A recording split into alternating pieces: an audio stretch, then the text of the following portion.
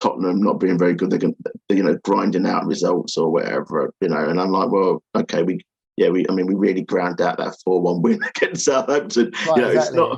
It's not, you won't get in the system that we're playing, you won't get champagne football every week, but we will create chances, we will score, and there will be times where it clicks, and we'll take teams apart. And if we score early enough, and as you said earlier, Simon, it's about that repetition of patterns. So if we keep playing those same patterns, score early enough, the spaces will open up, and we'll get the chances, and we'll create more goals. Yeah. And even when he's saying we're grinding out, we're grinding out and we're unbeaten. You know what I mean? Well, so exactly. I'm not sure it's that. I'm not sure it's that much of a crisis in terms of the way it's being kind of painted in terms of how we're playing. It's words. I mean, it's just it's words for clicks. That's the thing you have to remember. So for me, as we said right at the top, we've got 7 more points than we did have against these particular fixtures last season. So that's good. I know compared to, if you look at Arsenal, who we're the top of the league. Well, okay, yes, because you smashed Bournemouth. Okay, yeah. I appreciate that they can sometimes be a bit of a bogey team to you, but so can Southampton to us. So can Wolves to us. So can Chelsea to us. So it's all very well trying to build a narrative out of the first 3 games of the season. And I do appreciate, if you go back to last season when we won our first 3 games under Nuno and other teams lost their first 3 games under their current manager, it was, all written in the stars, but we also saw how all that shook out. So I'm not really minded to pay a lot of attention to people forming a patterned opinion on the basis of the first 3 games of the season.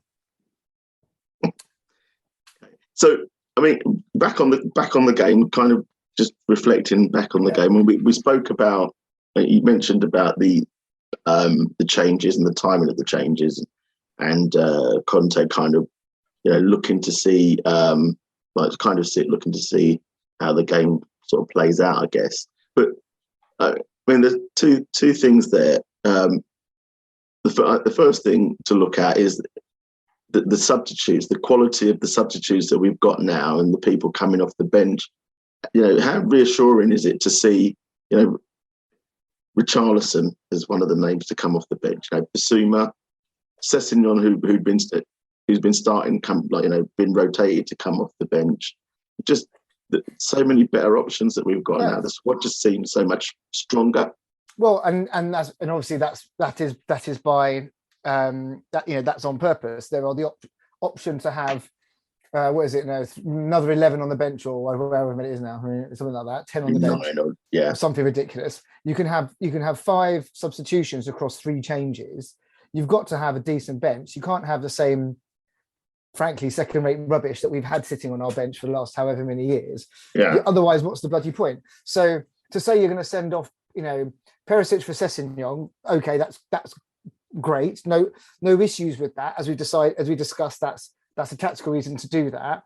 And those two are building a bond, and therefore it's important that the apprentice and the master are able to feel good about rotating each other through that position. But for Kulusevski to go off and Basuma to come back at the 86th minute, I'm kind of like, what? You could have made that change 20 minutes earlier. Yeah. You could have taken off Son and brought Richarlison on 15 minutes earlier. I mean, to leave it to the mid-70s, mid-80s, for me, I was kind of like, okay, we're 1-0 up, but that's still a dangerous place to be. You could, you could easily have got 25 minutes out of those guys, and we'd all be pretty comfortable with it, I'm sure. Yeah. It's a difficult one, isn't it? Because we, as spectators, we'll look at it and go, well, because for certainly Son looked like he was struggling a lot earlier in the piece, and you kind of think, well, get him off and make a change and get Richarlison on. And when he came on, Richarlison looked so dangerous. It does feel like in hindsight, another 10 minutes would have been fantastic for Richarlison, and probably for us in terms of making us probably a little bit more comfortable and making Wolves a lot more uncomfortable. The Decky one, I don't know. It's difficult because I thought he was fantastic.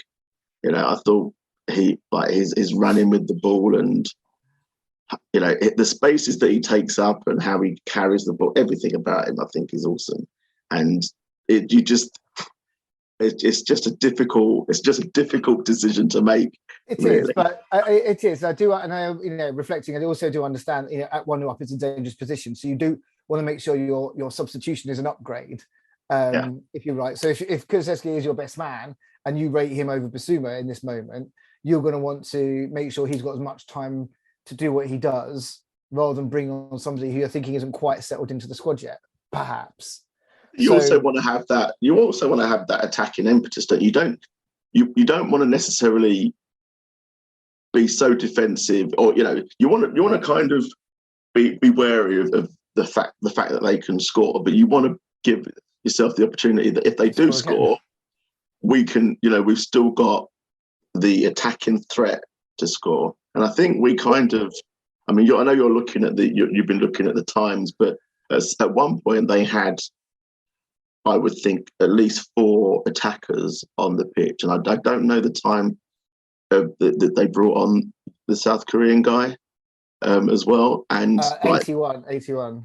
Yeah. So, we went quite a few minutes with them, with about 4 attackers going at us, 4 or 5 attackers, So I think that in terms of context of what you're saying, it's possibly right that when they had 4 attackers on the pitch, then you might think, okay, maybe get Basuma on there, get Decky off, because I think we went to a 3-5-2 or something at one point, or a 5-3-2. I think it was actually a 5-3-2 we went to at some point. Because I think Mora came in as a wing back. I think, So yeah. It's a difficult decision, but hard to argue against the decisions when he's got the result. I guess. Absolutely. That's what I'm saying. So it is very easy to say, perhaps making a change earlier, etc. But he's trying to balance the position of saying, can we go 2-0 up, and what happens if we concede? But what he doesn't want to do is go full park the bus, because we're not protecting a 3-0 lead or 2-0 lead. Yeah. There is still an opportunity for this game to go either way. 100%. So, okay. So, happy with the, obviously happy with the performance, happy with the result. So I just wanted to talk, really sort of touch base quickly on, the fan experience, really, right? Because I don't know who I was talking to. I think I was talking to my wife about this, and we were talking about same-sex couples, and we were talking about this in the context of other sports. So in the Commonwealth Games, and they were talking about countries where it's illegal to for you to be gay, saying,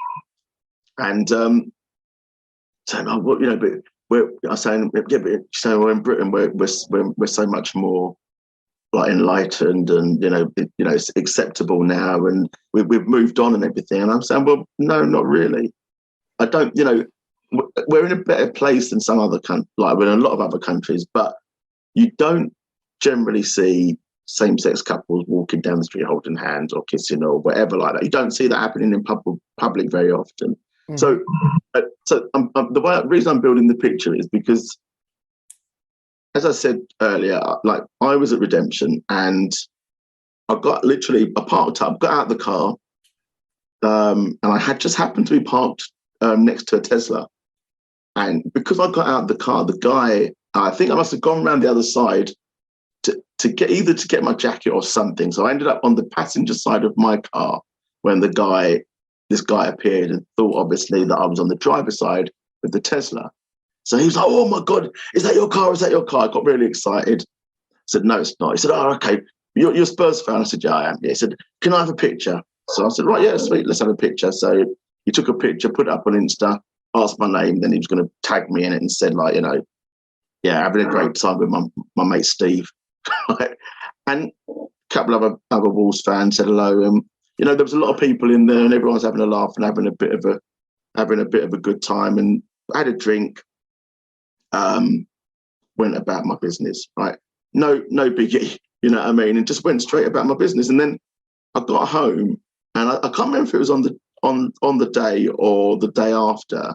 And I saw a tweet, and it might have been retweeted by Proud Lily Whites. I can't recall. But there was this lady, and she received homophobic abuse because on the back of her shirt was the numbers in in LGBT colours, rainbow colours, rainbow numbers. Yeah, rainbow numbers, right? And like she's saying, like, why I shouldn't get abuse. And it's like, there's a lot of people that go, oh, the Wolves fans were great, but actually, for that one person at least that we know about, they weren't great. And there is that ignorance, there is that bigotry, there is that abuse that, irrespective, we still see it. I mean, I don't understand how you can have, because you could have gay people walking around, but they have to, for them not to get abused, they have to kind of hide the fact that they're gay, it seems like. And it just feels shit, really. Well, yeah, I guess, I mean, look, it's funny because I obviously knew you were building into this story, but actually, when you started that conversation, it was interesting because you started that conversation and talking about how you saw, you were basically, you moved to be, on the driver's side of a Tesla, and I thought you were going to describe a story where someone's going to come out and go, "Oi, what are you doing next to my car?" Right? Yeah.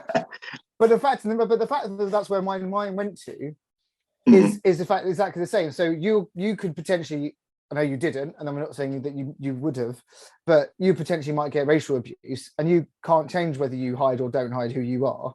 Yeah. That's that's just a fact. So the fact you had a good experience is great. The fact that this person, because they were wearing a Spurs shirt with the number and the name in the rainbow, is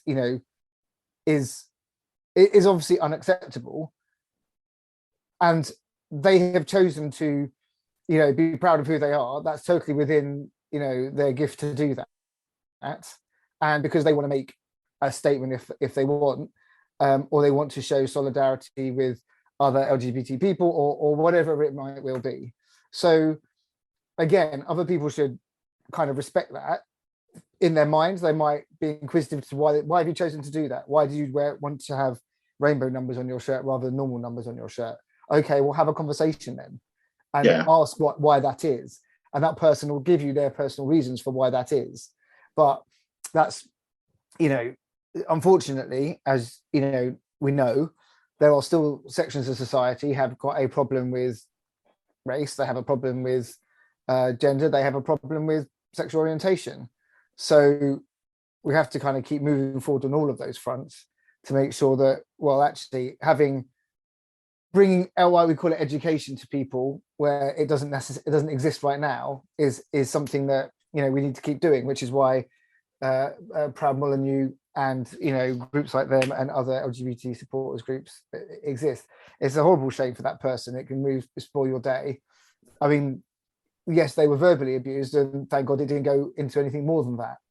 Because what we don't want to see is fans, and sometimes not even LGBT fans, but allies of LGBT people who might choose to have those numbers and letters put on their shirt getting abused because that's what they choose to have on their shirt. Yeah, no, 100%. And I think the interesting thing, like, Simon, just circling back to you thinking that, like, potentially the way that conversation was going to go, that the guy that spoke to me, right, he'd just gone and taken a photo of a Jag. So there was a Jag parked further down in the industrial estate. I don't know whose car it's, obviously I don't know. And he'd taken a picture of that,